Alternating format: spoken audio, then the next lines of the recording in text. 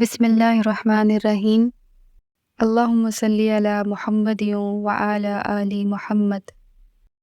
Welcome to my channel Urdu Islamic centre.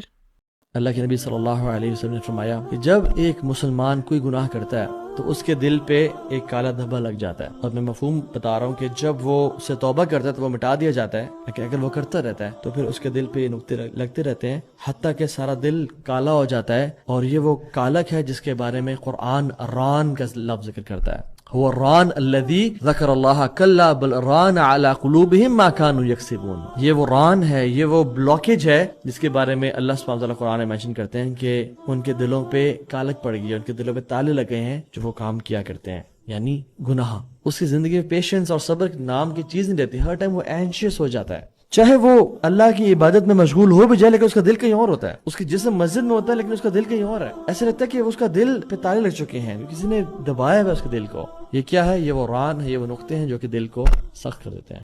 میری video کو like کریں اور زیادہ سے زیادہ شیئر کریں تاکہ صدقہ جاریہ کا ثواب آپ کو بھی ملتا رہے، اور میرے چینل کو سبسکرائب کرنا نہیں بھولیے گا۔ جزاک اللہ۔